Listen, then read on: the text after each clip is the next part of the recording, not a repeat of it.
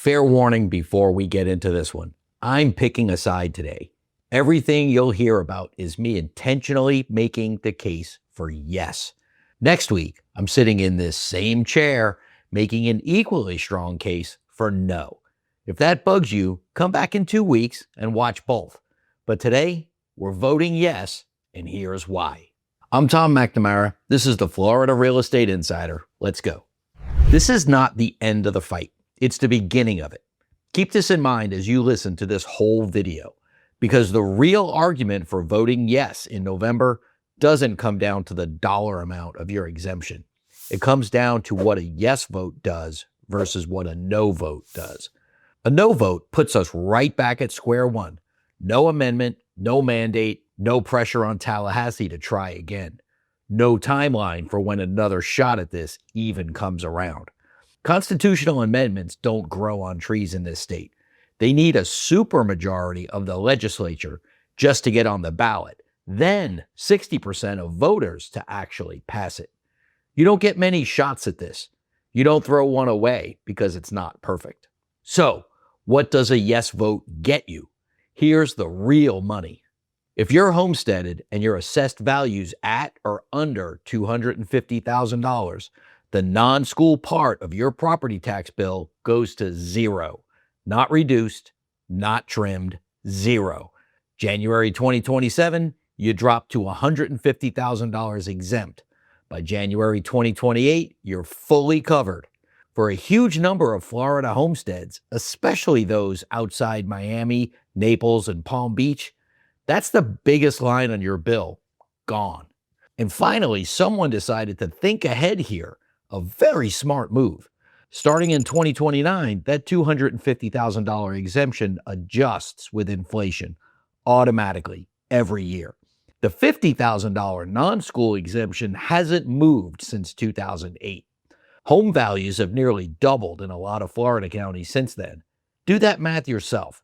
This new exemption doesn't sit there and rot the same way. The legislature actually built an escalator into it this time. That matters more than the headline number does. But I thought we were getting rid of all property taxes. Nope, school taxes stay. I'm not pretending otherwise, and if you've watched any of my other stuff on this, you know exactly where I stand. The school portion of your bill runs anywhere from a third to almost half, depending on your county, and this amendment doesn't touch it. That is a real limitation, no spin.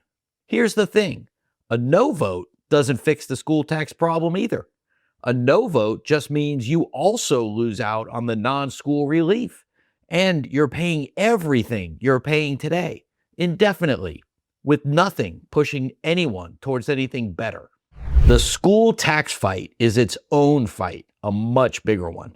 Unions, bond obligations, decades of budget dependencies, that's not something you untangle in a 2-day special session. That fight doesn't start with a no vote in November. It starts with a yes vote, a win on the board, and a base to build from. Wait, so it's only $250,000 on non-school? Here's what people keep getting wrong. The amendment includes language ordering the legislature to eventually build a procedure that could take the non-school exemption all the way to 100% of your home's value. Full elimination of the non-school side. Is that guaranteed? No. Is there a timeline? Not yet. But that language lives in the Florida Constitution if this passes. It's a mandate the legislature is required to build toward. A no vote kills that mandate completely. It disappears. No pressure, no framework to start from. You're not holding out for something better. You're trading a constitutional mandate for nothing. Vote yes. Then show up to every session and demand they actually build the procedure. That's how this works. What about Save Our Homes? I've gotten this one 100 times, so let's kill it right here. Your 3% annual cap on assessed value increases is untouched. The portability is untouched. This amendment stacks a bigger exemption on top of everything you've already built up under Save Our Homes. Nothing resets. Nothing trades off. You keep every protection you already have, and you add this one on top of it. If you've been in your house for years and your assessed value is well below market value, This is another layer of protection, not a swap for the one you already built. Where does the money come from if all these taxes go away? What about my parks and my cops? Counties and cities are going to lose homestead revenue, and yeah, that's worth worrying about. Some will find waste and cut it.